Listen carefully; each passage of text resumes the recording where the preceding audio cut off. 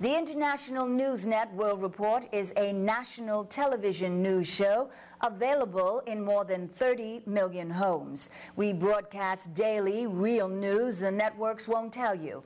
We are solely viewer-supported. That means you. You can donate at our website, inenworldreport.net. We hope you find the following interview informative and helpful.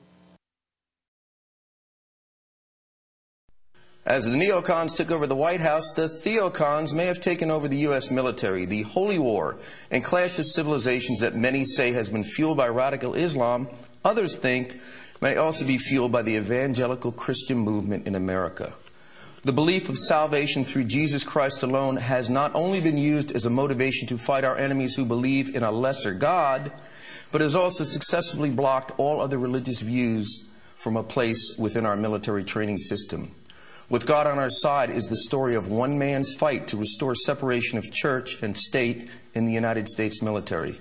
One of its authors, Michael L. Weinstein, Mikey to his friends, graduated from the United States Air Force Academy in Colorado Springs and served in the Air Force as a judge advocate general for 10 years. He also served as legal counsel in the Reagan White House. He is also the founder and president of the Military Religious Freedom Foundation. He now joins us from Denver, Colorado. With him is Ambassador Joe Wilson, who has joined the fight for religious equality within the military. Welcome, gentlemen. Thank you. Good to be with you. Mikey Weinstein, when did you first notice the evangelical infiltration at the U.S. Air Force Academy in Colorado Springs? And does this same mindset reach into other branches of the U.S. military? Absolutely. This was not a gradual realization. This actually happened when Mel Gibson's movie came out in February of 2004. I refer to that as the Jesus Chainsaw Massacre, or Freddy versus Jesus. When I found out, I had 3 kids at that time at the Air Force Academy, where my youngest, God willing, will graduate next month, and he'll be the 6th member of my family to graduate from the Academy. I also am a graduate. I found out how the cadets were essentially being massively coerced to go see this movie, as was the staff. So initially, of course, I couldn't believe that this was something that was, I thought this was an anomaly, someone had made a mistake, maybe somebody had been overzealous. For several months, I pursued this issue very vigorously at my alma mater. And then by around November of that year, I began to realize that I was getting hosed down. And in fact, this was a problem that was not just a problem, this was something that represented a national security threat. Every bit as serious as that presented externally by Al-Qaeda. This was something that was internal, and that this was actually policy coming not just from the Air Force Academy itself, but from the highest levels of the chain of command, all the way to the West Wing. The answer to your question is that currently we have 737 U.S. military installations scattered in 132 countries around the world, and this problem is rampant on every single one of them. The Marine Corps, the Navy, the Army, the Air Force, the civilians that are attached, even the veterans that are trying to get their hospital benefits in VA hospitals. I have some of them that are being proselytized and evangelized while hooked up to heart monitors, screaming for nurses to make the chaplains go away. Mikey, does this religious aggression filter down to soldiers in battle, or are armed forces really that different from how they were back in, say, the Vietnam era? It's night and day. It's rainy day and sunny day. It's black and white. The Pentagon has essentially been turned into the Pentecostal gone, and the military has been turned into a faith-based initiative.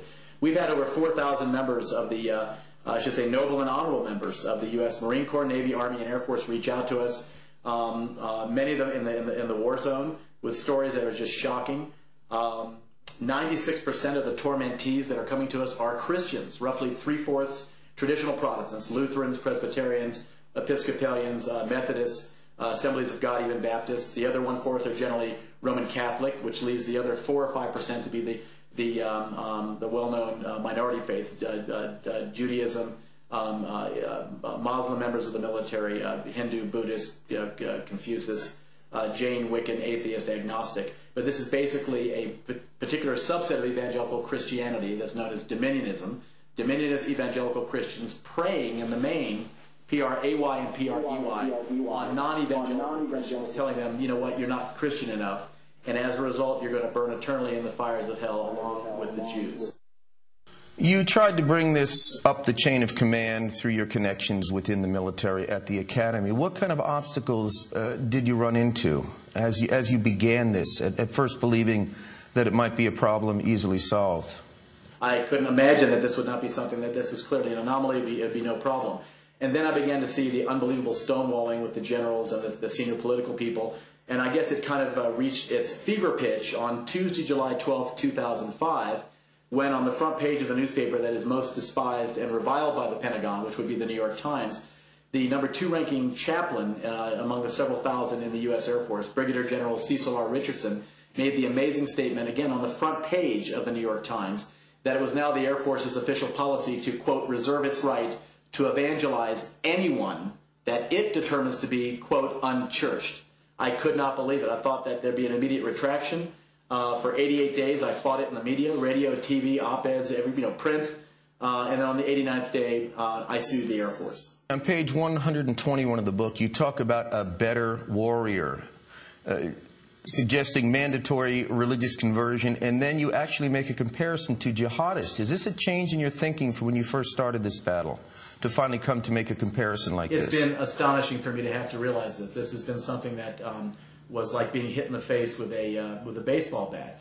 It was very, very clear to me that the Air Force has a core value that they put in 1997. It's something that they call the Little Blue Book, which is their Little Blue Book of core values, which was originally started by the famous General Curtis E. LeMay when the Air Force became a separate service in 1947. In 1997, they amended the text to add this particular phrase. It said that religion is a matter of individual conscience. All military professionals, which includes chaplains, everybody in the Air Force, especially commanders, must never take it upon themselves to try to change or coercively influence the religious views of subordinates, which is perfect. And yet, can you imagine the shock we had when we found out that we had members of the military up and down the chain of command that were ordering their subordinates to go and evangelize fellow members of the military after demanding to know what the fellow members' religious faith was, and then if they refused to be evangelized, they were to be told, said the superior officers to the subordinates, they were to be told that they were going to burn eternally in the fires of hell. One of the most shocking parts of the book was your personal experience with anti-Semitism when you were a cadet. I remember reading it and being really taken back by the severity of the experience that you had. Did this factor into your crusade? Was this part of the driving force that led you to come forward with this? No, I didn't want to put that part in the book. My publishers felt it was very important. And the answer is yes. I had a horrible experience. It was clearly an anomaly because when I went to the Air Force Academy, this was not even remotely systemic as it is now in the Air Force Academy, the Air Force, the Marine Corps, the Navy, and the Army. I mean, it's inextricably intertwined in the very air condition of the Pentagon. But what happened to me was something that was a horrible, painful experience. And I felt guilty for years because I struck this bargain with the Academy that if they wouldn't come after me for what I had done, and I struck an officer, that maybe I guess I would be quiet about what had happened. And then, to my shock, 31 years later after this happened, my youngest son told me that he was being called an effing Jew and being accused of total complicity in the execution of Jesus Christ by numerous people in numerous situations at the Air Force Academy. And frankly, it all came flooding back. It was a horrible feeling that I don't ever want to, even telling it now is a hard place for me to go. And I'd first like to welcome Ambassador Joe Wilson to the INA.